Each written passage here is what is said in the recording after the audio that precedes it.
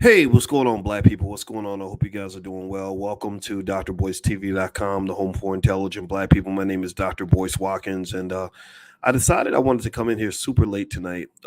Maybe you can call this Dr. Boyce After Dark. I don't know if you want to call it that, but this is me sort of, I don't know. I kind of wanted to talk to you guys and connect with you on some topics that it could be financial or maybe some non-financial stuff. Literally, where you could just ask me any question you want, and maybe we could talk about some of the day's events, some of the things that we've seen in the media that have just been absolutely crazy. And the first topic that was really on my mind today was this thing was sent with Mitch McConnell. Mitch McConnell, he's been in Congress for a long time, and he's the Senate minority leader, and he froze up today during a press conference where he just stopped speaking, which is kind of something that happens a lot with, unfortunately, with some senior citizens. And it made me sad, to be honest with you. I'm not a person who takes pleasure in seeing somebody suffer like that. I think it's kind of crazy, though, that he's still working hard every day at the age of 81. He's 81 years old, and it's becoming almost like Weekend at Bernie's by now. I don't know if y'all know that movie Weekend at Bernie's, where they had the guy that died, and they sort of carried him around and used his body, and I almost feel like that's kind of what's happening in Congress and in the Senate. Let me see here. I'm gonna look this up. Do me a favor, please hit the thumbs up button, thumbs up, share, subscribe. Give me a yes if you can hear me, by the way. Let me know if you can hear me okay. I'll make sure my audio is coming through okay. So give me just a yes real quick if you can hear me. Let me see. I'm going to get you some information. The average age of a U.S. Senator is 64.3 years old. And I personally think that's a little bit older than it should be. I think this is part of the reason why a lot of problems don't get solved and a lot of old ideas get entrenched, is that we don't really support the ideas of younger people the way that we should. And so when I saw McConnell kind of just freeze up like that, it made me sort of think about the fact that this man has been around a long time. I mean, this guy, I think this guy was in Congress when I was like a teenager or maybe even a little kid. Let me see here. I'm gonna Google this. How long has Mitch McConnell been in Congress? Let's see. He started in 1985. Yeah, yeah. I was a teenager in 1985, and what's that? 40 years, 38 years, something like that. And he's up for reelection in the 2026 midterms. And so, my question would be: at what point do these people have to retire? Like, at what point do we just say, okay, thank you, we need you to hang your sneakers up, we appreciate everything you've done for the country or haven't done for the country, and we need you to kind of step to the side? I kind of feel like maybe there need to be some age limits for some of the congressmen, so we don't have to sit back and watch. Old people just freeze up. And I mean, and the thing is that when you talk about the things that can happen to senior citizens, it can get pretty crazy, to know that these individuals have access to nuclear weapons. They are controlling the fate of the country. They're in bed with some of the worst corporations known to man, and it's just very, very sad to watch, And so I wish him well. Actually, I don't hate the guy. I just kind of think that maybe we need to think twice about some of this. Now I'm gonna answer some of your questions and respond to you guys, because again, this is just, you can call this Dr. Boyce after dark if you want to. This is just me hanging out with y'all for a few minutes and just talking about things that I'm reading in the media. Let's see. Tara says it takes so long to get elected to get to Congress. He's the longest tenured congressman ever. Yeah, yeah, yeah. He's, and that's the thing. That's the money in the politics. The money of politics just corrupts everything. Let's see. Jet Engine says Jay Morrison stole our money and laughed in our face. Well, there's a lot of white people stealing 100 times more money than Jay Morrison, and I'm not saying that Jay is stealing money or not stealing. I'm not saying that one way or the other. I am going to say, though, that I don't understand the obsession with a tiny black business when you got big white corporations coming in and jacking you for billions. Seriously. I mean, if you look at Apple and Nike and Popeye's Chicken and McDonald's and all these other corporations that are literally getting, like, even Mark Zuckerberg from Facebook, he probably made $3 billion off the black community this year alone. And y'all know he ain't helping you. He ain't doing nothing good for you. So I personally think, that it's okay for people be critical of black-owned businesses if they want to, but the obsession is not healthy. It's a mental illness, and I would encourage you, after you finish going after the small black business, why don't y'all go after the big white businesses? That's what I don't understand. Why do we obsess ourselves with tearing down our own as opposed to dealing with the people that are taking the real money? And don't say you're doing it because you're protecting black dollars. You're not protecting black dollars. You're attacking black businesses. That's what you're doing. Because if you were really protecting black dollars, you'd be going after the people that are getting the most black dollars. Jay Morrison, for whatever you think about the Tulsa Fund and all that, he's not. He got a tiny, tiny, tiny percentage of black dollars. The black dollars went to big corporations and whatnot. So anyway, let me keep going. Let's see. So next question. Let me see. Next comment. Didn't he block all of the Obama administration initiatives on purpose? Yeah, he did. The Republicans were pretty childish during the Obama presidency, and the Democrats also get very, very childish, and now we're to the point where we're starting to prosecute political enemies, which is a big mistake. It's going to make our country worse. But since when did our politicians actually do the right thing? Jet Engine, when does white people stealing money have to do with Jay Morrison? When I go to Apple, I get a phone. When I go to Popeye's Chicken, I don't understand your comparison. So you really think that white people don't steal your money? You really think that Popeye's Chicken selling you refried diabetes is better than at least Jay? At least Jay built the Black House. That's what I'm saying. I mean, at least he built the Black House. That's a real building that you can go to.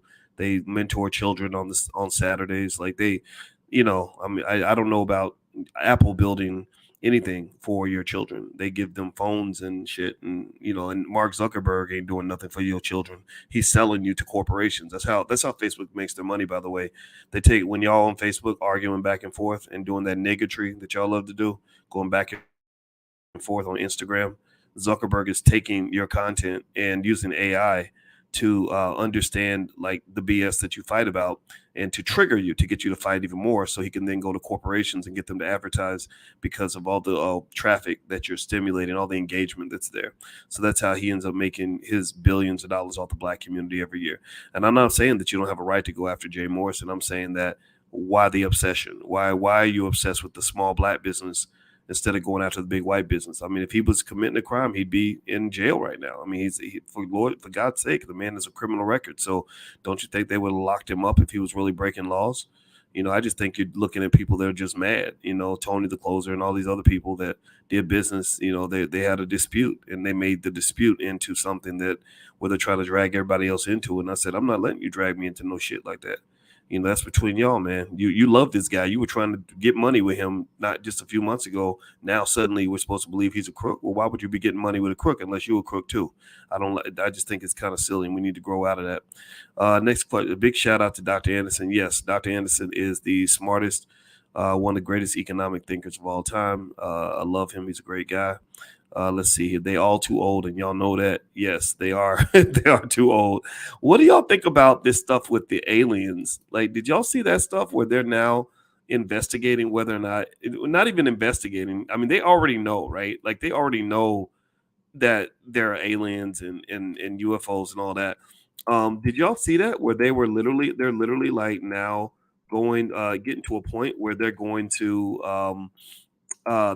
actually start talking more about like apparently samples from UFO ships, crash ships that they found that they have in their possession, and they have all these military people that are coming out and saying that they've had this stuff, for a long time, and I think that's really crazy. I can't wait to see what that's going to look like. Here's the thing: I'm gonna tell y'all the truth. I've always been a believer that there have been UFOs. How many of y'all? Give me a yes or no. How many of y'all believe that there are UFOs out here? There's got to be UFOs. Got to be.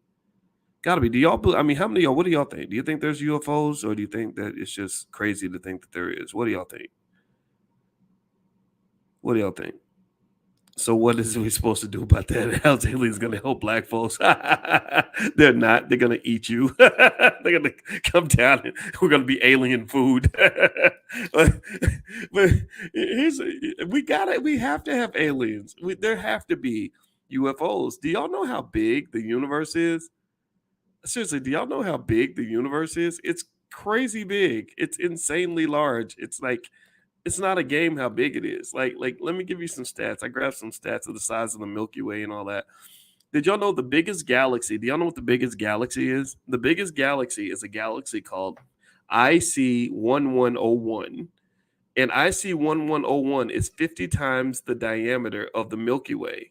The Milky Way, by the way, I think it would take 100,000 years for a beam of light to go across the Milky Way. Think about this: 100,000 light goes. Do you know how fast light travels? In case you don't know, light travels at 186,000 miles a second. Or is that right? Or maybe it's 86,000 miles. I think it's 186,000 miles per second. What is the speed of light? I'm trying to remember.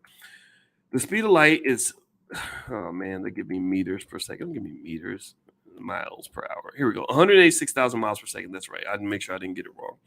So light travels, pay attention now. Light travels at 186,000 miles per second. It would take a beam of light 100,000 years to go across the Milky Way galaxy. Do y'all understand how big that is? Do y'all understand that? So just the Milky Way galaxy alone is mind-boggling in terms of how large it is. Like, right? Like if I was to ask, like, how many stars are in the Milky Way? There we go. It's popping up in Google. There are 100,000 stars in the Milky Way galaxy alone. 100,000 stars in the Milky Way galaxy. So, and think about this: every one of those stars, may have planets around it, other civilizations.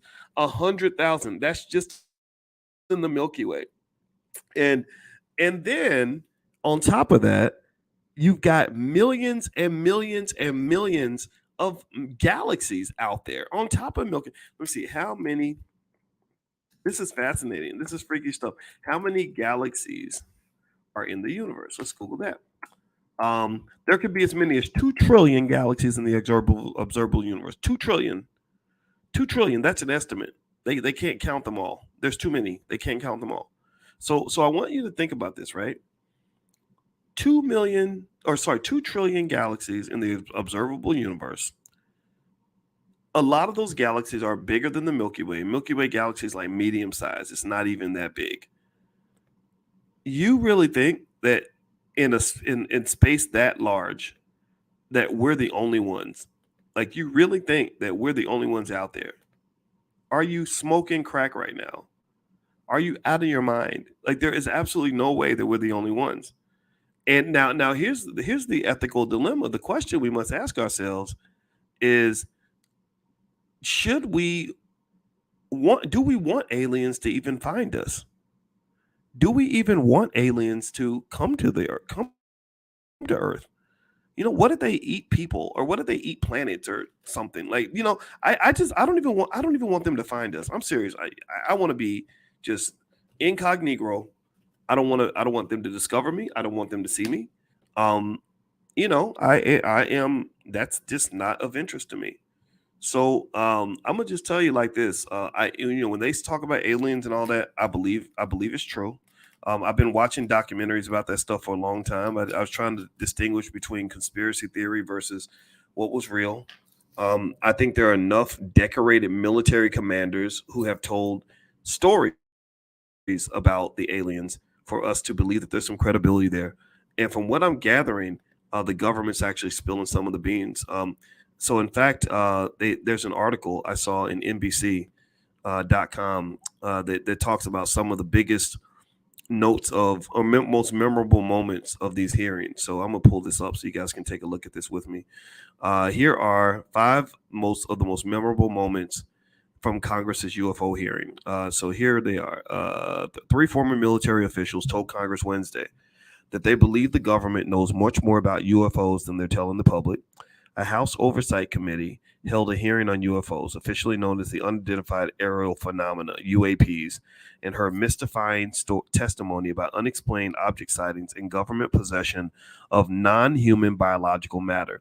Lawmakers on the committee, baffled by some of the testimony, repeatedly noted that UAP sightings are an issue of bipartisan concern and raised national security questions. Separately, some accused the federal government of endeavoring to conceal key UFO-related information from the public, though they did not provide evidence to support these allegations.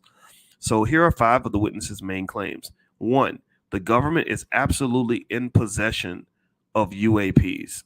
UAPs, unidentified aerial objects, whatever. I forgot what that phenomena.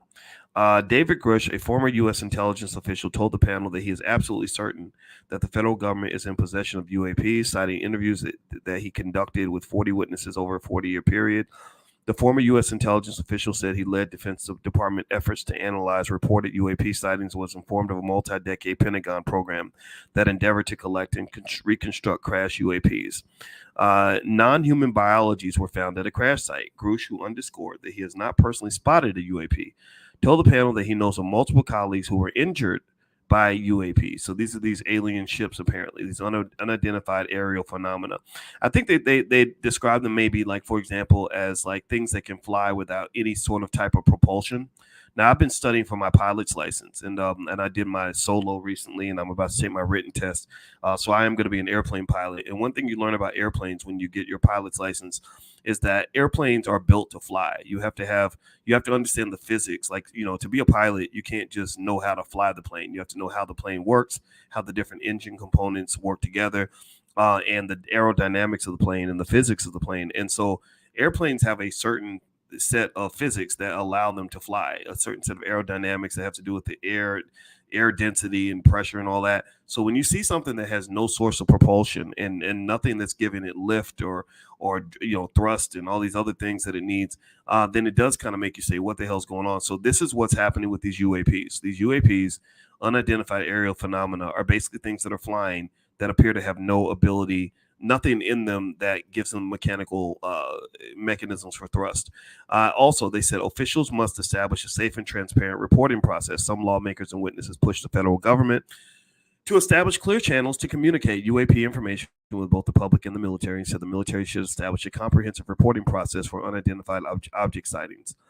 Next, stigma associated with sightings silences possible witnesses. Some witnesses and lawmakers at the hearing argued that the stigma associated with reporting UFO sightings, as well as the alleged harassment of those who work to investigate them, may be hindering efforts to determine their origins. Graves told the panel that stigma silences pilots who fear professional repercussions, which he said are compounded by recent government claims questioning the credibility of eyewitness testimony. UFO spotted accelerating to supersonic speeds. David Fravor, a former Navy commander, said he and 3 fellow military pilots. So this is interesting to me. I mean, this sounds credible. What do y'all think? Do you think it sounds credible to you? He said that he and 3 military pilots spotted a white tic-tac shaped object in 2004 hovering below their jets just above the Pacific Ocean. As he descended to inspect the sighting, he claimed that the unidentified aircraft, which he said bore no visible rotors, wings, or exhaust, began to ascend and approach his jet fighter. He claimed the UAP then vanished, only to reappear a few seconds later, but this time it was spotted 60 miles away. Fravor told the committee that the technology he and his team encountered defies logical explanation. Quote, "The technology that we face is far superior to anything that we had, and there's nothing we can do about it. Nothing." So this is scary stuff. This is scary. I mean, this kind of says that if the aliens come in and they come to kick our ass, we won't be able to fight back. That's going to be messy. Now let's see here. Prodigy, the rapper, stated that they flew one over his house before he was deleted. Oh, damn. Okay. Let's see. Nope. They would attack us, being foolish and hatred with violence with each other, as they may be a reason they would want to attack us for sure. Yeah, that's a possibility. By the way, I wanted to let you guys know we're going to start doing Stock Market Tuesdays on my Instagram. So if you want to ask me financial questions, you can do a couple things. One, you can follow me on Instagram at Dr. Boyce Finance. And Tuesday mornings at 11 a.m. Eastern, Tuesday at 11 a.m. Eastern, I would do a free training class to the public that you can join. Just go to Dr. Boyce Finance on Instagram, and I'll answer questions on Tuesday mornings at 11 a.m. Eastern.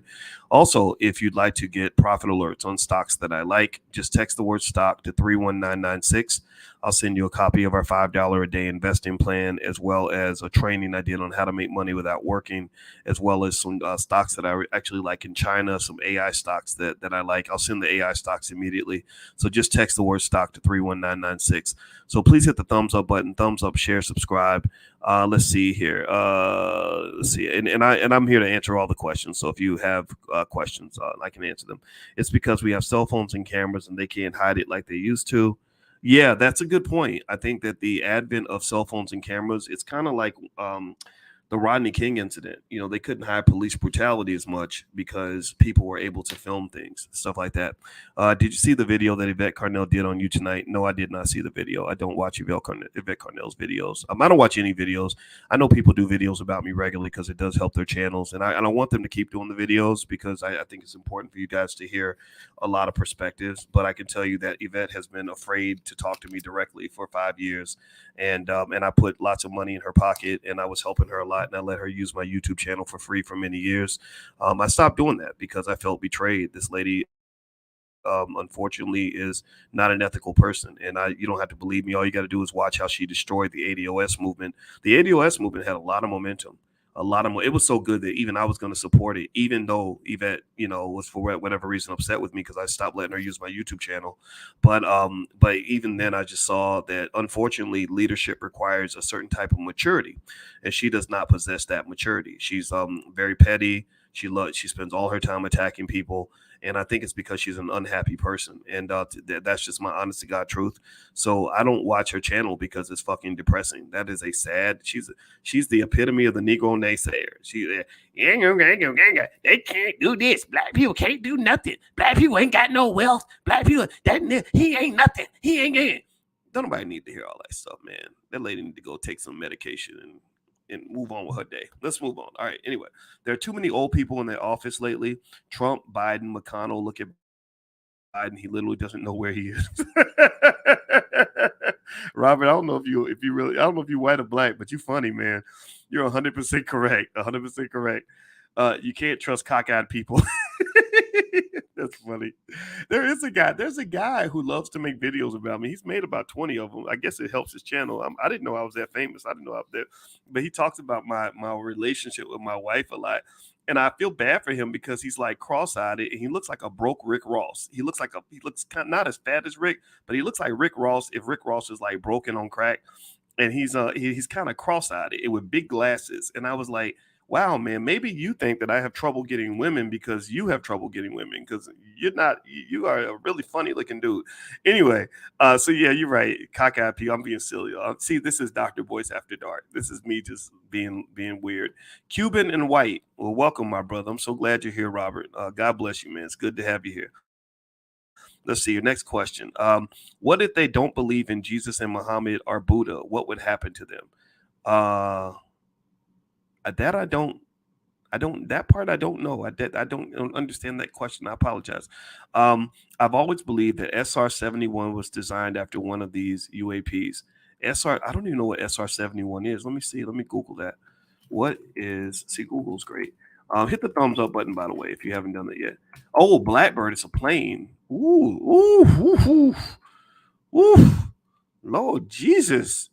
Okay, you know what, Ela, you got my attention, girl. This SR-71. Let me show y'all this. Shout out to Ela. Look at that. Look at this plane.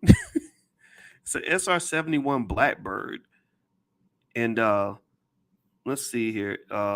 It holds the world record, which is set in 1976, for being the fastest air-breathing manned aircraft. So how fast is it? Let's see. How fast is the SR? It goes 2,200 miles an hour. Damn. Whoa. I'm impressed. I want one of those. You can get, that's fast. You can get across, I guess, almost all the way across the United States in an hour and a half. Look, that's a beautiful airplane. Wow. I'm fascinated with airplanes now because y'all know I'm getting my pilot's license. So I'm just enjoying aviation right now. There should be a new age limit. Yes, there should be. Absolutely. I think that these old people that are running the government need to be forced to retire. I really do. No disrespect to senior citizens. I think they should be on some sort of senior advisory council, right? Like I think, you have a council of elders. You listen to the elders. The elders have wisdom and experience. But I think they should be in a space where they're uncorrupted, because unfortunately a lot of your politicians are owned by the corporations. Money is my thing, and I see the money everywhere. And the money, unfortunately, money can really corrupt and keep people from doing the right thing.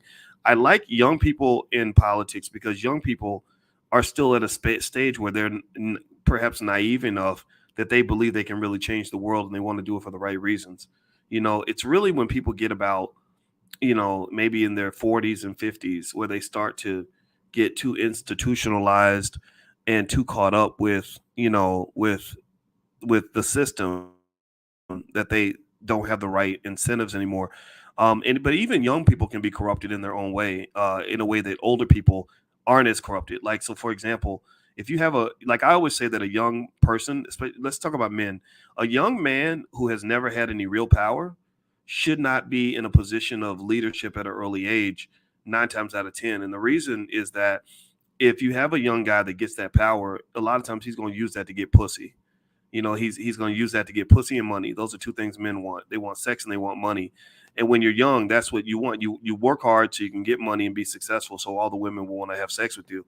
And then you get into a couple of bad situations with women where you get caught up or something bad happens to you, and then you grow out of that. You kind of learn, like, okay, all women, all vagina ain't good vagina. All situations, just because she's pretty doesn't mean I have to sleep with her.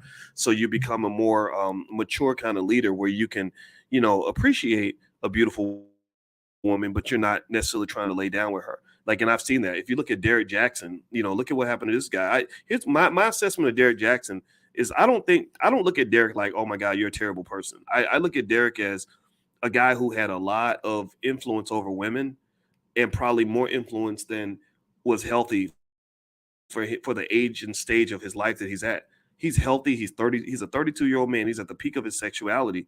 So all these women are eating out of the palm of your hand. That's a lot of temptation for a man to walk away from at that stage. I don't know if I could have walked away from all that temptation. All these gorgeous, beautiful women constantly trying to get with you. I mean, and you get married on top of that. Oh my God. I said the same thing when I saw that Kobe Bryant got married when he was 17, 18 years old. I said, that's a terrible mistake because when all those NBA women start coming at him, I don't know if he's going to be able to resist every one of them all the time. So, and the hard part about marriage is that even if you resist 99% of the women that hit on you, that 1% is enough to ruin your whole reputation. And, you go through divorce and everybody calls you a terrible person and people take half your money. They take your damn kids. It's torturous. Nobody talks about how painful that is for a man. Like, everybody's like, oh, but he deserved it because he cheated. He's a cheater. And I just think, honestly, when men are like in their 20s and early 30s, ladies, you got to understand men are wired in a certain way. I can't sit here. I got married to my wife and I love my wife. But part of the reason I was ready to get married when I got married was because I gotten certain things out of my system. I gained a certain amount of discernment when it comes to, choices and stuff, because I've been kind of well known for a long time. And believe it or not, even scholars have groupies. There are women, they call them sapiosexuals, who are really heavily sexually attracted to very intelligent men. And I might be an asshole half the time. I'm not a perfect human being, but one thing you can't call me is stupid. And so effectively, I've had that going on in my life for about 20 years. I was 31 years old. I had a PhD and I was making over $100,000 a year and I was single. And so there were lots of women around, and when I got it really, I wasn't ready to get married until I got to the point that I met a woman that was so great for me that I felt like I couldn't replace her, and B, I was just kind of tired, like I wanted actual love and not just these experiences, and I don't think I've ever been a womanizer, though I never wanted to be, because I truly believe that if you're extreme in anything you do in your life, or you allow yourself to become addicted to something, or you allow yourself to do anything in excess, it's usually going to harm you, and I think that if you're trying to be a successful man, you have to learn some type of balance so that you don't end up just putting yourself in a bad situation. So long story short, I think that young people have their strengths and weaknesses in leadership, but older people have their strengths and weaknesses in leadership. So Mitch McConnell, damn near looking like he had a stroke in front of the whole country, it's just so bad for the country. I think Joe Biden, they're strapping that man together with band-aids and duct tape. Like they're literally holding him, like, they need Elmer's glue to like hold that old man together. He needs to be chilling somewhere. He needs to be retired. He needs to be relaxing. He does not need to have the stressed out schedule of a United States president. It would be hard to be president of the United States if you are 41 years old. Even at the age of 40, being president would be a hard job because the schedule is insane. At 80 something, I don't even understand it. They did that with Ronald Reagan too. Ronald Reagan lost his mind while he was in the White House, and they spent all this time trying to cover it up for national security reasons. But I'm sitting there thinking, why is he even in the White House anyway? And I think what happens is that older people have all this not just experience, but they have name brand recognition. And so when they were trying to get Trump out of office, Biden was the only guy that could do it. So they were so desperate to get Trump out of office that they put, another geriatric man in office, and I just don't know if that's good. I think that there should be an age limit. I think that the president of the United States should be a person between the ages of 45 and 65. That's my belief. I think that outside of that age range, I don't think you should be president of the United States or Senate majority leader, Senate minority leader, none of that stuff, because those jobs are too stressful and too important. But that's my 2 cents. All right. Anyway, let's see here. Let's see if you have any more questions for me. I can answer a few more questions before we bounce out of here. All right, so let's see. Joanne Gray says, I am 40 plus. I am definitely not aggressive. Please debunk that comment. What did I say? Did I say 40 people in their 40s are aggressive? I hope I didn't insult you. I don't know what comment I said, so please forgive me. I don't. Oh, you're talking about somebody else's comment. Ian Dolson said women in their 40s are pretty aggressive. No, that's not always true. You gotta pick better women, man. You can't. Nah, I think it's a myth. This is where Kevin Samuels and I disagreed for sure. It was, when he said women over 35 are leftovers and nobody wants them. I disagreed because, I had a choice. There's a lot of women I could have dated. I could have dated a woman of any age I wanted. That you get privileges when you have like a little bit of money and fame and all that stuff. And it was very easy to date. It's very easy to date when you're famous because when you meet women, they already know you. Some women meet you and they're in love with you on the first day, because they've been following you. They've been paying attention to you. You don't even know who they are. You're like, what's your name again? And she's like, oh, I know all about you. Like, that's the privilege that you get, honestly. And so I could have dated young girls if I wanted to. I mean, it would have been easy. But I think if you're a smart man and you're a mature man, you don't want some like fucking teenager, like in your relationship. It's hard to have a relationship with like a person that's super young because it's like trying to negotiate with a kid. Like you don't know nothing, and I'm not average intelligence, so I'm a pretty deep person. So, I appreciated women like 40 and over because they still look good. First of all, black women are gorgeous. I mean, there's so many black women that are in their 40s that are beautiful and sexy and everything else is ridiculous. But then also, just the maturity and the intelligence and the life experience. And then also, I think that, if you're picking a woman, like a woman that can give you wise counsel is beneficial, especially if you grow up to the point where you're like, okay, yeah, I know I could go get more sex, but I actually want to accomplish things. Like I want to go and I want to start my business, or I want to go make money, or I want to do whatever it is that you want to do. Like having a woman that's next to you that can add value to that isn't just going to look cute and spend all your money. That does mean a lot, because I didn't mind spending money. There were plenty of women I met that wanted to spend my money, but it's like eventually you would start feeling like dead weight. So that was not something that I wanted. So ultimately, I think I think women in their 30s and 40s get a bad rap, and I don't like seeing people beat up on them because unfortunately, a lot of them are just in situations where they don't have the dating options that they deserve to have. But then also, I think I saw Jack Hay, Jack Hay, the actress, right? So I saw when she did a video and she was talking about how hard it is to date. Like, and I think she's in her 60s. I don't know. She looked like she had a lot of wrinkles. I don't know. Let me see here. How old is Jack Hay? I can't even spell her name. I misspelled it. Now they think I'm talking about Jack Quiz. I'm trying to Google it. Let me see. Does anybody know how to spell Jack A? Here she is. She's 66. Okay. So Jack A is 66, right? And Jack A, you know, Jack A was considered to be a gorgeous woman back in the day. Let me see here. Let me see here. How old is Jackie? How do you spell her name? Jackie Harry. There we go. All right, so let's look at her before and after. Let me see if I can find some images. Like she was seen as like a pretty lady back in the day, and she still is. I mean, not to say she's not pretty for a woman in her 60s, but when you're in your 60s, you don't look the way you did when you were in your 20s and 30s. So anyway, so with Jack A, I saw this video of her, and let me show you guys the video, the image that I found here of Jack A. Let's see here. No, this is not. Here we go. So I found one of her older and younger. So here she is when she's like younger, and you can see, that she's like gorgeous. She's a very pretty lady, and she was talking about dating and how horrible dating is, and how it is just terrible, terrible, terrible.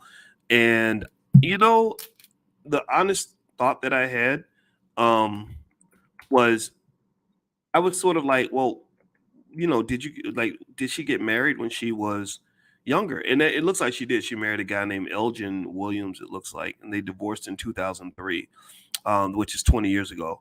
I don't know if she got remarried or not, but I was kind of like, why didn't you get married when you were young and gorgeous? And then, just pick a good husband and treat him well, and kind of lock that in. Like I don't know. I mean, I kind of really think that it's like a myth and a lie when we act like women that are 50 have just as many options as women who are 25, especially when it comes to love and marriage and all that. I have not seen that. I've just not seen that. And I'm not sitting here saying that people can't live the life they want, but I'm a big fan of trying to live your life in a way that's strategically beneficial to you, making the right moves at the right times, so you don't end up in a situation where you're locked into a life that you don't want, and I also think that when you're talking about things like marriage, the fact that people talk about the word submit like it's a sin, like it's wrong for a man to submit to his wife, or a wife to submit to her husband,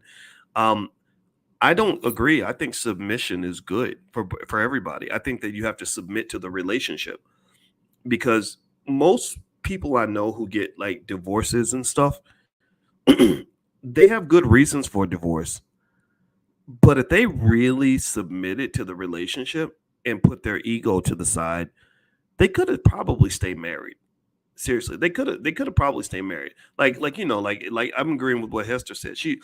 Jack A probably passed up on a lot of men in her prime, you know, and I kind of feel like um you do that and you're nitpicking, right? You meet a guy and you don't like the the type of shoes he wears, or he says one thing that upsets you, or he does something you don't like, or even you talk about something like, oh, he cheated or he slept with some lady one time.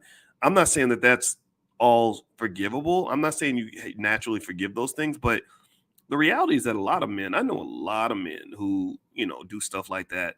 And the thing is, married men typically, in my view, are not as promiscuous as unmarried men. Sometimes there's exceptions, but even married men I know who play around, they don't sleep around as much as like single men. Single men, I know single guys who sleep with 12 women at one time, especially if he's like a really handsome guy and a lot of women like him, and they're all kind of being fed the same fantasy that maybe he's gonna pick her, or she's gonna, or whatever, and he doesn't pick anybody. He just kind of has everybody strung along. They call that orbiting, by the way. That's the term. They orbiting or breadcrumbing, where you just kind of create all these situationships with a lot of different women, and you make them all think they're going to win a lottery ticket, that where there is not going to be a winner, because people haven't learned the difference between someone that's willing to commit to you versus someone who's just willing to commit to you for one night, or someone who's just willing to sleep with you. So you think that the guys that are sleeping with you are options for commitment, and they're not. It's a different ball game. It's like, if I'm looking for a job, there's a difference between a company that will hire me for a couple of days versus a company that will give me a lifelong contract. And the company that offers me the lifelong contract might not offer me the same salary as the company that only will bring me in as a temporary contractor. And if I can't make that discernment, then what I'm going to do is I'm going to turn down those lifelong contracts in exchange for temporary contracts because I'm only looking at how much salary I'm getting right now. And so I hope that this makes sense. Sometimes I start talking about it, and sometimes I lose people. I don't want to lose you but I think about this stuff a lot, because it's a lot of it is like picking a job or whatever, and I think that sometimes we just make mistakes, like we get it wrong in terms of overestimating just how many options we actually have. Like, so if you're a young, pretty lady like Jack Hay, and all these men are hitting you up, all these men want to sleep with you, all these men want to go out with you,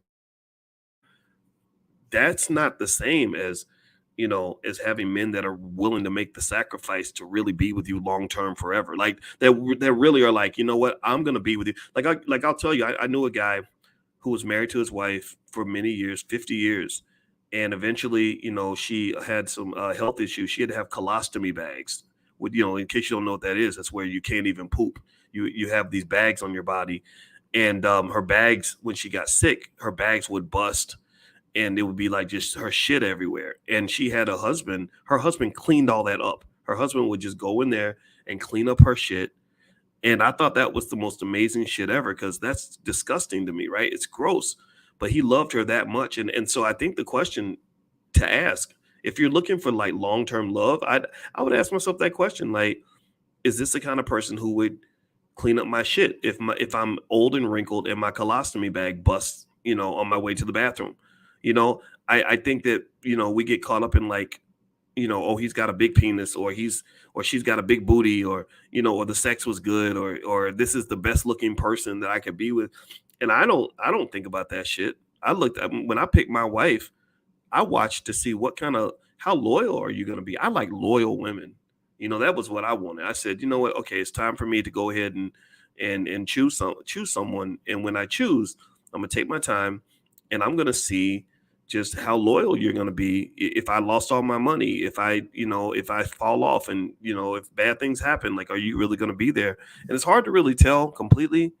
But I think you can tell like different people have different character. And I think for women it's probably harder, because I think women are naturally loyal. Like when women fall in love, they can really just stick around and be super loyal as long as you don't treat them too badly. Whereas men, our loyalty is just a little bit different. And our loyalty definitely ain't built on something like, who has the best sex and all that. Like, I think it's like, if you're connected to a man's soul, then he's going to be loyal to you, because it has to be something bigger than sex. And then also he has to have a certain type of value system. Like the guy I told you about who would clean his wife's colostomy bag.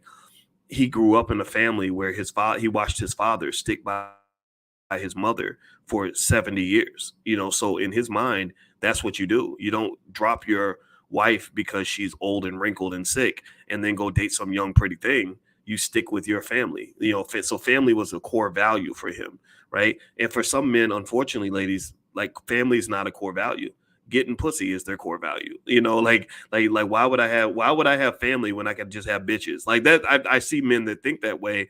And it's probably, a lot of it's because they never saw family growing up. They never saw a man stick by a woman, even when she wasn't the baddest chick anymore. Even when she was 67 years old, they saw a single mother trying to struggle and get by, and their daddy didn't even have time to come visit them at Christmas time. So in their mind, they're like, yeah, that, like, why would any man stick by a woman, after she's no longer cute, you know? And so I personally think, when you're talking about this kind of stuff, um, I don't know. I don't know. I'm not sitting here pretending like I know all the answers, but I do feel like I know a couple of things that maybe can help some people. And I think definitely when you're picking, I think that just more discernment and that ability, once you have that ability to kind of rise above the temptation of things like sexuality or what people look like, you become much wiser about your choices. There's sometimes I would see women that were so gorgeous that it just, almost makes you go blind, that she's so pretty. But eventually, I think for me, because I just saw so many of them, eventually it didn't mean anything to me. I started looking at not just what a woman looked like, but also what was inside her head, and what kind of person she was. So if you were a bad person or a stupid person, or you were harmful to other people or shallow or whatever, like, I could see right through that stuff. And that was kind of my journey. But that also happened maybe when I was in my 40s and stuff like that. I don't think I had that discernment in my 20s. And I think in my 30s it was kind of like mixed. I don't know. In my 30s I was kind of like waffling between whether or not I needed to get married or not get married. And in fact, sometimes like when I see, like when I got married to my wife, I had so many guys that were online, with these YouTube channels speculating on my marriage and why I got married and who friend zoned who and who ghosted who and all that. And I really wish I could have sat down and just talked to them and been like, look, man, I know you're speculating on all these things with my life, but I really want to talk to you about some of the things you're telling these young men about life and relationships. I think that you're teaching women to make horrible mistakes. You're teaching men to make horrible mistakes, and a lot of these men, if you think that just getting sex is like the only important thing on earth and the most important thing in the world, you're putting yourself in a terrible position, because one day you're going to get to the point where you've had your 80,000th orgasm, and you're gonna look around and realize how empty your life is. You'll realize nobody loves you, nobody cares about you, and God forbid if something happens to you, like what happened to Jamie Foxx. I think he had a stroke, or Kevin Samuels, he just had a heart attack. When something like that happens to you, and there's nobody around to check on you, and nobody around that cares about you because you have not invested in any relationships your whole entire life. All you've done is invested in vaginas. You're gonna probably have some sadness that comes with that. And so I think that for men, my advice to men in general is just know at different stages in your life, you make different decisions for different reasons. That's my truth. My belief is that the difference between a grown man and a immature man is immature men get excited by bright shiny objects, big booties and lots of money and fancy cars and all that stuff. And that stuff is nice when you're like 25 because you never had anything, right? But then you had some of that, right? I've driven nice cars. I've had millions of dollars. I've seen, I've been around pretty girls or whatever. And then you're kind of like, what is this all about? Like, what's the meaning of this? Like, what's going to really make me happy? What's really going to work for me? What's really going to help me get to where I really want to be, where I can really be content with the life that I have? And then you just realize it's much deeper than that, and what I've also learned is that people are at different stages. People have different levels of depth. Some people are not deep. Some people are going to be shallow their whole entire lives, I guess. But then, for people that want to be deep, I encourage you to be deep and don't apologize for it. People might make fun of you. People might think you're weird, but I find weirdos tend to be happier because I see a lot of people, they go after the simple shit, the money or the cars or the women or whatever, and then they're very depressed and they don't know why. Well, the reason you're depressed is because you never really learned the meaning of all of this. You never learned that all these little fucking trinkets that were marketed to you by your favorite rapper, that's not really the key to your happiness, bro. That's not going to get you the fulfillment that you're seeking. What's going to fulfill you, like maybe when you're in your 40s and 50s, is like having kids or grandkids that really love you, and knowing that you can look back at your life and know that you didn't fuck it up by making a bunch of stupid ass decisions, or just having peace and getting up in the morning, doing work that you love around people you love, having plenty of money in the bank account, but at the same time taking good care of your health and having good mental and physical health, and just being a complete full person, not somebody who's been smoking and drinking their whole life to the point where your kidneys ain't working, your body's all fucked up, you're overweight, your woman's driving you crazy because you got bitches everywhere and you got babies mamas and all kinds of financial problems and all these, like, this trail of mistakes, just these horrible trail of mistakes. I really believe that that's what I think just with black men, they market to us this idea that we're supposed to just make all these stupid decisions for like a 20 or 30-year period, and then next thing you know, you end up like DMX. That poor guy was, he wasn't successful in life. He was a good rapper. So the fuck what? I mean, who cares? Like, he was a great rapper. He had lots of money. He blew it. He went all around the world. He blew that opportunity. He had lots of power. But look at him. The man's in the grave. And he died in his deathbed. He was crying on his deathbed when he died, because he had undiagnosed healing that needed to occur that never took place. And I look at him and I think about him. I think about guys like R. Kelly and others where, they don't need more money. They don't need more fame. They don't need another record deal. They don't need more women. They need a therapist, and they need some love. They need something that's going to help heal their broken inner child. And DMX never got that, and that's why he died on his deathbed crying.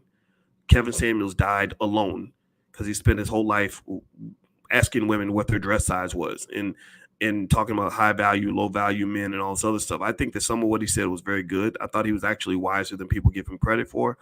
But I was like, what is the deal with like asking, like when you're asking about whether or not a person's high value or low value, are you kidding me? Is dress size like literally the first thing that comes to mind? I have I have met a lot of women through the years, and I've never once asked any woman ever at any point, including my wife, what her dress size was. I don't care. I know what a good woman looks like. I don't care what your dress size is, you know. And so I think that when you're listening to any influencer, not just him, just anybody, you know, that stuff ain't gospel. You know, the gospel lives inside of you. The right choices live inside of you. You know, I think R. Kelly. You know, I look when I look at some of these guys that get all the things that we think that we want. I feel sorry for some of them. You look at R. Kelly's life. You think he's happy right now? No, he probably wants to hang himself. He's going to spend the rest of his life in prison. You know, he's a screwed up human being. Nobody ever fixed him. Nobody ever cared enough about him to slap the shit out of him and say, "What are you doing? You're destroying your soul." You know, and Whitney Houston is in a grave. She should be alive right now. Whitney should be living a happy old life. She should be having grandkids and reminiscing on a great 30, 40-year career. She should be like Patti LaBelle, you know, and singing, you know, into her old age, but she's not doing that. She's gone. She's dead. She died in a bathtub of a drug overdose, you know, and I think a lot of that's because we spend so much time focusing on the shiny shit that you don't focus on the real shit. You know, and so what I'm gonna do is I'm gonna shut this conversation down. You know, I probably sound like I'm just going on and on right now. I hope that this is helping somebody. I talk like this sometimes because I'm like, you know what, my father used to talk to me like this. He would just not tell me, he wasn't like me, you know, he wasn't a scholar, but he would just talk to me about life. He talked to me about the streets. He talked to me about everything in a very real way, and I benefited from that. So I think I get that from my father. Not my biological father. My biological father was never around. I never knew him, but my father that raised me. And so sometimes I do that because I know that there's a lot of kids who don't really get this type of stuff, and you know, a lot of people, you know, maybe you don't hear people talk like this, but so maybe that's my gift. I hope it's a gift. I hope it helps somebody.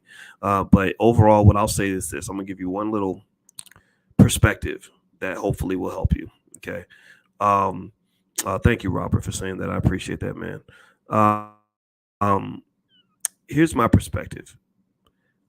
Whenever I'm trying to figure out if I have a good life or a bad life, whenever I try to figure out if my life is good or bad, I don't really spend much time looking at how famous I am, or how many likes I got on social media, or how much money I have in the bank. All those things are important. Don't get me wrong; they matter, right? They help you achieve goals, but that's not what helps me understand if I'm happy with my life or not. You know, because sometimes people, you'll get something, you'll get a bunch of stuff, and people will say, "Oh, you should be happy now. Like you've got everything you wanted," and then you're like, "But wait, I'm not happy. Like, why am I not happy?" And that's because a lot of us don't even spend time thinking about what really makes us happy. We only listen to what the world tells us makes us happy. Oh, if you have more money, you'll be happy. If you get that job, you'll be happy. If you graduate, you'll be happy. If you have a baby, you'll be happy. If you get married, you'll be happy. Maybe, I don't know. So you know what I look at? I look at three key areas: health, wealth, and relationships. Health, wealth, and relationships. That's it. I monitor my health and I say, how am I doing with my mental and physical health? You know, do I feel mentally healthy? Do I feel like I'm at peace? You know, and if not, that means maybe I got to do some meditation. Maybe I got to do some Googling on how to help with my mental health. I talk to my therapist all the time. I'm open with that because I think everybody can benefit from a therapist. You ain't got to be crazy to benefit from a therapist. You need therapists help you look at your internal plumbing. Therapists help you figure out how you're built, what's inside of you. You know, how that shit that happened to you when you were 10 affects the way you handle people when you're 30 and 40 and 50 years old. Like that's what a good therapist will do. Every smart person should have a good therapist. I'm telling you, man, a therapist, there's good black therapists out here, and you can sit there and you can talk to them all day, and they'll listen. You got to pay them money. So it's not cheap. But then, you know, and I asked my therapist one time, you know, because I had been doing all this talking. I said, this is so nice to be able to talk and just talk and not be judged. You know, because I said I get judged all the time. I get judged by people close to me. I get judged by people on the internet, you know, and misinterpreted deliberately, whatever. And I said, give me an assessment of me. Tell me about me. And you know what she did? She broke me down. Like that lady, she literally explained me in a way where I said, holy shit, I didn't understand that guy, Boyce, until I heard you describe him just now. And that's when I said, okay, now I know you're worth the money. Now I get it.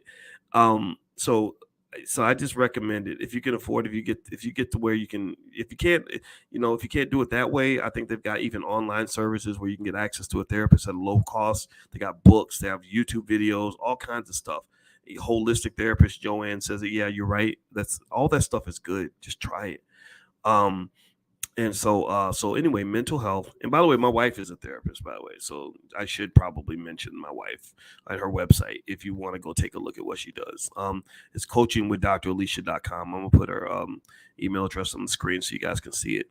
And if you're on Spotify, listening, by the way, we are on Spotify. So if you search for my name on Spotify, you can find me there. There's her URL, Coaching with Dr. Alicia. Right. So anyway, when I'm trying to figure out if I'm happy or not happy, there's my wife. Ain't she cute, y'all? If I'm trying to figure out if I'm happy or not happy, I look at my mental health. And if my mental health isn't right, I engage in specific tools taught to me by my therapist to get my mental health right. That's like breathing exercises, imagery, meditation, self-talk. Your self-talk must always be very positive. Do not ever put negative things about you into your own mind. Your subconscious mind will eat that up and it'll destroy you. Don't feed yourself negative thoughts. If you're fat, don't call yourself fat. Like tell yourself you're on your way to being fit. If you don't understand something, don't say I'm stupid. Say I'm learning. I'm getting better. I'm gonna get better. I can keep getting better every day. If you're going into a tense situation that requires high performance, don't say, "Oh my God, I'm gonna mess it up. I'm not ready." No, you say, "I'm ready. I can do this." Oh, I'm on top of this. I do that. That's what I do. Like when I come in here and I'm talking to y'all, when I'm talking to Boyce, it's always like very positive. It's like, go get it. You got this. You're Boyce Watkins. You're a bad motherfucker. Go handle your business, boy. Like seriously, like I literally talk to myself like that. Like I'm such a weirdo in this way, but I'm very proud of this. And that's how I just don't give a fuck when people say negative things. I don't care because every day, all day long, I'm getting bombarded with nothing but positive thoughts about myself and what I'm able to accomplish if I put my mind to it. I can acknowledge when I fail or make mistakes, but guess what? I'm gonna come right back, and I've been doing that. If you look at the last 12 years, I've kind of been very consistent. That a lot of that's due to positive self-talk. So tell yourself good things about yourself. Love yourself, man. You got to love yourself, even if you mess up, even if you're not perfect. You got to learn to love yourself. If you love yourself, then you can forgive yourself for your mistakes. If you love yourself, then you can stand by yourself even when you fail. If you love yourself, then you will put the best fuel in the gas tank that's going to make sure the engine runs as well as possible. I hope y'all hear what I'm saying. So give yourself positive self-talk. Don't be shitting on yourself. You got enough haters in the world. Don't add to the pile. Don't become hater number 202. That's my 2 cents. Anyway, mental health, physical health.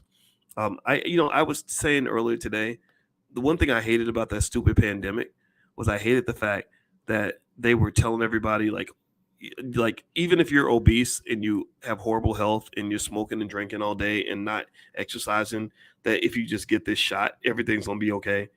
And it just really pissed me off because it was just basically a $100 billion money grab by Big Pharma. It was the biggest crock of shit I've ever seen in my life. And then they were literally disguising their language by saying, "Oh, we care about black people. We want to make sure black people are healthy. That's why we're going to go pay all your favorite rappers and politicians and pastors to tell you to go and get this shot," right? NAACP civil rights leaders, all these Al Sharpton motherfuckers, all that bullshit. I said, if they really cared about black people, one thing you could do that would be very easy to do that would make a big difference. It would save millions of lives. You know what I would do if I had access to the money that they spent during the pandemic? I would create a simple government program that says that if you go to the gym and we document you exercising, we'll pay you $20 an hour to exercise. That's it. Like you can literally exercise like it's a job. So if you exercise 10 hours a week, we'll send you a check for $200. Seriously, $220 like per hour to work out. Think about how many people would go to the gym just to get the money. And here's the thing. If people did that, like if everybody just did what they could, just went to the gym, walked on the treadmill, did some jumping jacks, some push-ups, sit-ups, lifted some weights, all that, all these health problems we have, a lot of these health problems would go away. They would go away.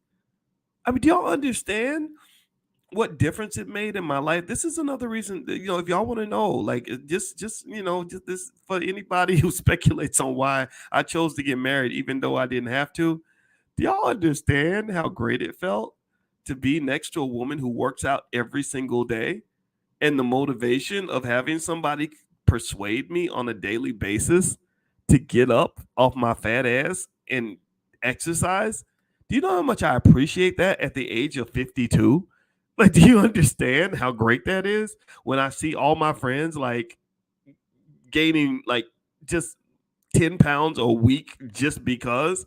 Like, it's hard to keep the weight off when you get in your 40s. If you're not in your 40s yet, you better start working out or you're going to get fat. The metabolism, the body changes. And I feel so good, so I just want to tell you all, like, a lot of these health problems, black people get hit mostly by the four horsemen of death. The four horsemen of death are cancer, heart disease, Alzheimer's, and diabetes. Those are the four horsemen of death. CHAD, call it CHAD. Cancer, heart disease, Alzheimer's, and diabetes. And the way you fight off CHAD, the four horsemen of death, is with your meds, MEDS. That stands for mental health. That's like getting away from racist white people. That's why I recommend people start businesses and stuff so you can get away from that nonsense, or get away from crazy people in your life. Mental health, exercise, diet, and sleep. Mental health, exercise, diet, and sleep. Those are four things. My wife doesn't just exercise every day. She also reads 22 books a year. And one book she read, I think it was called Longevity or something. I think it was called Longevity. And in this book, that's what the doctor said. He said the four major things that are killing people. And y'all know it happens to black people. Most of y'all got people in your family that have cancer, heart disease, Alzheimer's, or diabetes. He said diabetes is the gateway illness. And that comes from all that sugary food that they feed you from the time you're born, all that shitty food they promote in the hood. And then next thing you know, we're getting diabetes. Big Mama's getting her foot cut off or whatever. We end up gaining weight and becoming obese, and then all these other health issues start to pop in. And so he said the four simple things you could do to avoid this. He didn't say nothing about getting no jabs. He said if you work on your mental health, that's where things like meditation and de-stressing your life, whatever that means, like just learning tools for that. Exercise, get off your ass and just do something physical, run around with your kids, walk around the block, just do something more than what you're doing already, and be intentional about it. One thing I did to make it not so overwhelming is I live my life in 20-minute blocks. So literally every day of my life, instead of being overwhelmed by all the things I have to do, you know what I do? I ask myself, what am I going to do for the next 20 minutes of my life? That's literally what I think. So then I'll say, oh, let me take this 20-minute block and just go work out as much as I can for 20 minutes because I don't feel like doing nothing. But I can do this for 20 minutes. So I have weights in my basement. I'll go in there and I will lift like crazy for 20 minutes. And do you understand, like, when I tell you, like, I go places now and people, first thing they notice is like how much muscle mass I've gained. They're like, wow, you looking buff, Dr. Boyce. Yeah, and it's very basic. It's like simple, modest, tiny changes in day-to-day habits. So exercise, diet's big. Let me just tell you like this. This is a statement about capitalism. Everybody from big pharma to the food industry is basically trying to kill you. And they're not trying to kill you quickly. They're trying to kill you slowly so they can drain all your wealth as you walk out the door. That's what they're doing. They're not. Their goal is not to heal you of anything or to make you healthy in any way. Their goal is to simply get you sick, and then manage the illness so they can just drain your money and charge you for pills and shots and stuff like that, and hospital visits and all that. So preventative maintenance, in my view, is the best way to work on your health. And so if everybody just gets up and just does basic things like drink plenty of water, get plenty of sleep, think about your diet, try to be conscious about that, and just exercise on a regular basis, that'll change so much when it comes to your physical health. And the better your physical health is, the better your mental health is. Those two things are deeply connected. Lots of scientific studies show that. What else? If I'm looking at my quality of life, I look at my health, and then I look at my wealth. Wealth is not that important to me. Money does not matter that much to me, to be honest with you. I'm an expert on money, and I became an expert on money because I didn't have any money. And I figured if I studied money and learned about money, somebody would pay me money to talk about money. So having a PhD in finance means I understand money very, very well. I can see it from a million different perspectives, and I can see it in ways that it kind of does become kind of my superpower. I don't like you can maybe there's some ways you can insult me and offend me. Like if you call me ugly or something, maybe I'll be offended by that because I never thought of myself as a handsome man. But you can't call me stupid, or you can't say I don't know things about finance, because I know that's simply not true. And the thing about money that I learned is that my relationship with money changed once I had money. At first, when I didn't have any money, money was the most important thing in the world. It was like a bathroom. Like if you get off an airplane, you really got to pee. You're not thinking about the restaurants in the airport. You're not thinking about your connecting flight. You're not thinking about your ex girlfriend. You're thinking about getting to the bathroom. That's all you're thinking about. And then after you use the bathroom, then you stop thinking about the bathroom. You start thinking about the things that actually are important.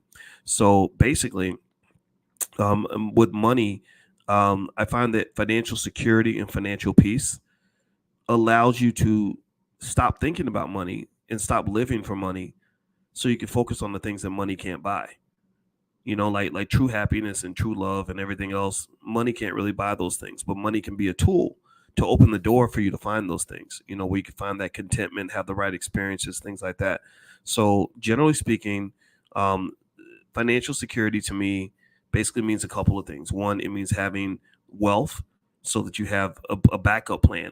So your car breaks down, you can get it fixed. If you lose your job, you got some money that can help pay the bills. You own some assets, and you can do this for your kids really easily. In fact, if you text the word stock to 31996, I can send you guys not just a list of AI stocks that I've invested in. You can do this for your kids, but I'll also send you our $5 a day investing plan in the Black Business School. I'll put that on the screen. Just text stock to 31996. I promise you, I'll send you lots of free stuff. It'll make your life much better. And the other thing, in addition to having lots of assets and wealth, is cash flow and multiple streams of income. If you have multiple streams of income, then that's another type of financial security. It's like the difference between having like a basketball team with one player versus having five players that are all really good. That all of them can score. If you have a team that has one scorer, then that team can be stopped. It's easy to stop a team that has just one scorer. But if you have a team that has five guys or five women that can all score, then that team is very difficult to stop. So if you have five streams of income, you're typically in a better position than somebody that has just one stream of income. And then also just kind of understanding money and knowing where the money is and how to get it. I'm absolutely astonished by how many people want money and love money and do anything for money, but don't even understand money on any level. Don't know where the money is. Don't know how rich people get money.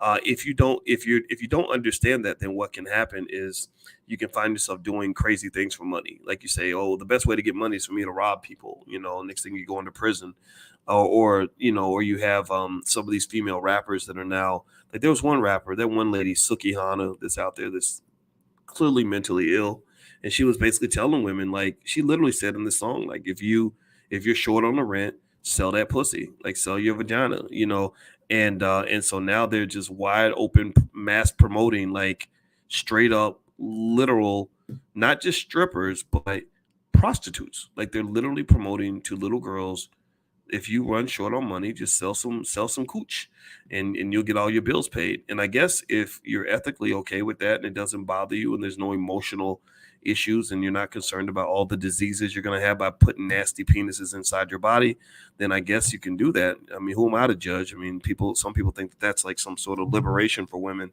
but I personally think it's unfortunate if we have to put our daughters in that position. So ultimately, instead of telling my daughters to sell some cooch when they need to make some money, I say, no, you save that for the right person, because that's the key to life. That's where your children are going to come from. That's your legacy. Instead, invest in some stocks, buy some real estate, or here's some assets that I've been saving up for you. That's a better way to teach kids about money, in my opinion. Right. So, but they have to understand these things, and it's up to you as the parent to make sure they know these things early. So health, wealth, and then the last is just relationships. The right relationships can elevate you to epic proportions. The wrong relationships can destroy you. And so when you talk about relationships, sometimes what I'll do is I'll do an inventory of my relationships. I don't have a lot of relationships with a lot of people. I know people know me, but I go to most cities I go to. I might have one friend in that city, and it's very interesting because people will recognize me. I get recognized on the street all the time, but in terms of like just actual people that I let in my circle, I have to be really careful because I'm not in under any illusion. I completely believe with all my heart that that I'm on some list of the FBI or CIA because they tend to any black person that's making any form of progress, and I know how to make progress. They're going to put those people on lists, right? Where they're going to try to sabotage what you're doing. They're going to try to tempt you. They're going to try to get people close to you.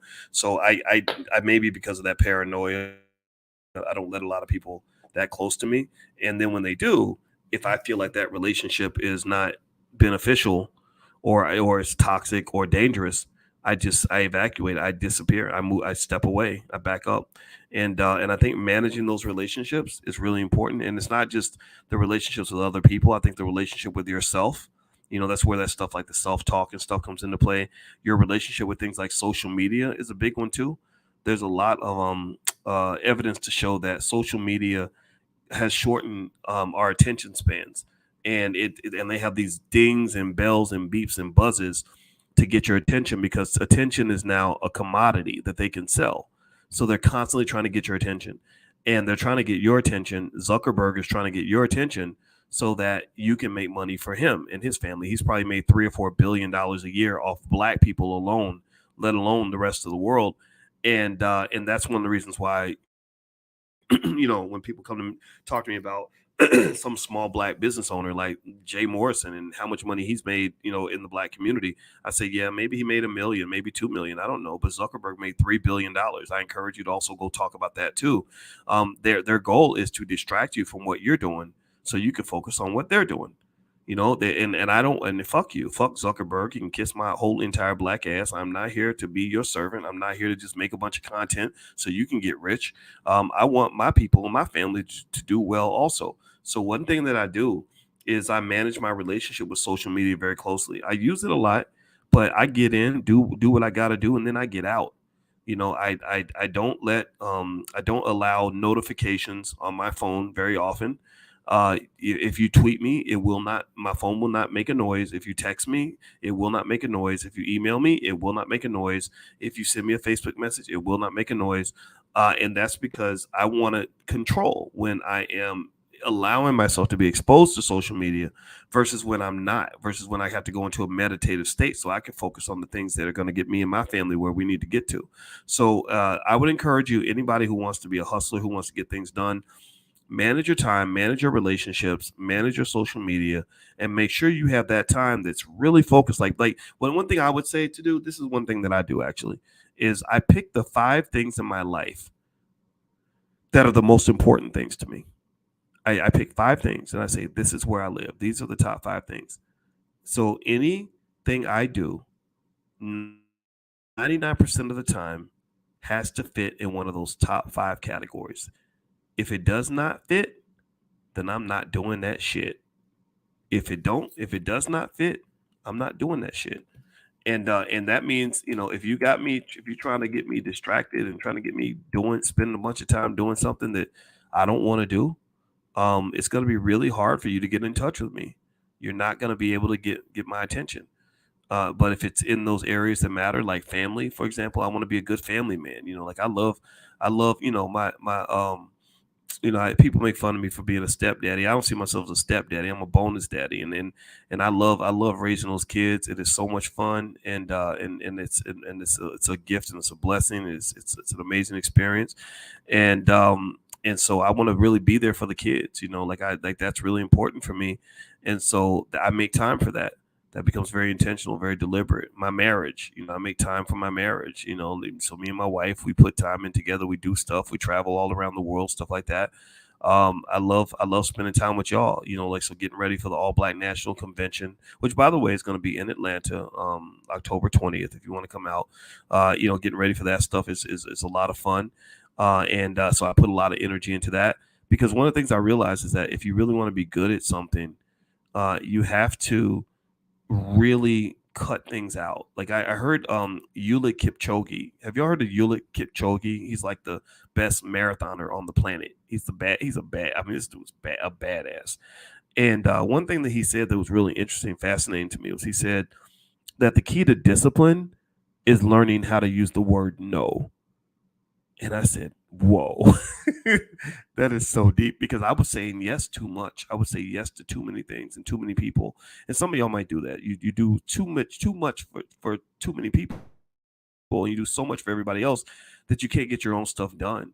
And then I even heard Michael Jordan talk about that, talking about how he had to be a little bit selfish in order to win championships. He said, I had to be really selfish. And I said, okay, maybe that's what it is. So it's not so much just selfishness. It's more so about focus. It's about sort of committing. Commitment means, whatever matters for you, whatever it is you're trying to do, pick those 4 or 5 things in your life that are important to you. Maybe it's your family. Maybe it's fitness. Maybe it's building your business. It usually tends to fit in areas like that. Maybe it's finishing that book or whatever you're trying to do. And put that on your list and have that be like your big 5, your big 4, your big 5. And then try to spend 95% of your time focusing on those big 4, big 5 things. And then what will happen is you'll be pouring consistently into the things that matter, and you won't end up with a bunch of regrets where you look back at all the things you wanted to do and you couldn't get them done. And by the way, that's an image of when we were in Brooklyn. I love Brooklyn so much. God, I can't wait to go back to Brooklyn. The black people in Brooklyn are so smart. Like they showed up in Georgia. I didn't even know I had this much support in Brooklyn at the time. I'm so stupid. Like I'll go to cities and I'm not stupid. I mean, that's negative self-talk. But seriously, I'm so naive sometimes. Like I'll go to a city without knowing how many people in that city support what we do. And I tell you, it just energizes me, because when I see intelligent black people like showing up and showing out and showing me all the great things you guys are doing, I get so inspired by you, and it tells me like that this is not a waste of time. That even if I'm sitting here and I'm just talking on and on and on, sharing whatever I know in hopes that it helps you, it's like, yeah, somebody's listening. Like we went to London. This is London. And like the whole place is just filled up with all these people in London. And I felt guilty because I said, gosh, we don't even talk much about London. Like, but yet we've got all this support over here. So I just want to give you a hug and a thank you for being that tower of power that's going to really, I think, open that wormhole of possibility for black people in the 21st and 22nd centuries. Like I believe that if we do even a fraction of all the things that we've been talking about here on this platform for all these years, like I just believe our kids and grandkids are going to just take things to a level that no one has ever seen throughout human history. I really believe that. I know that's going to be true. I'm committed to that idea. I stand on that until my casket drops, because I'm really, really convinced that what we're doing is going to be very powerful. So anyway, I'm going to go. It's time to go to bed. And it was great talking to you all tonight. Maybe I'll do another one of these Dr. Boyce After Dark things, right? It's like the stream of consciousness with me just like talking about whatever the hell's on my mind. And so, I hope it was enjoyable. I hope you benefited. My website's boycewatkins.com. I put some stuff for the convention there, as well as some free stuff that you can pick up. Also, if you want to get those profit alerts sent to your text message, all you have to do is text the word stock to 31996. And then also my wife is actually hosting a wellness conference.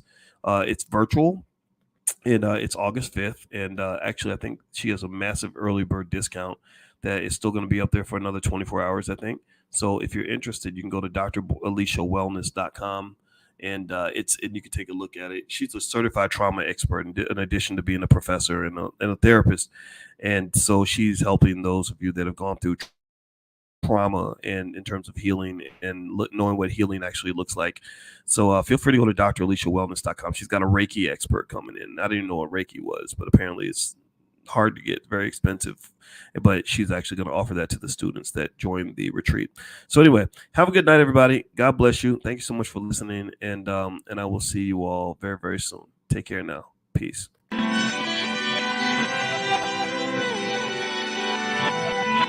Here we are, clan the isms, cataclysm great.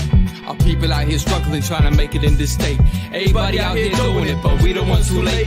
Now family, we the ones who gotta delegate. Get that money and the power, never be fake. Stick to cosign for 3. What did he say? Create jobs, support our own. Educate the same and buy back your home. Got 3 degrees, triple 10. 3 PhDs, now we on the CNN. DBTV, let's talk about negligence. Ignorance is bliss, but we can turn it to intelligence. Believe none of what you hear, half of what you see. Let's break it down here on Dr. Boyce TV. Here we are.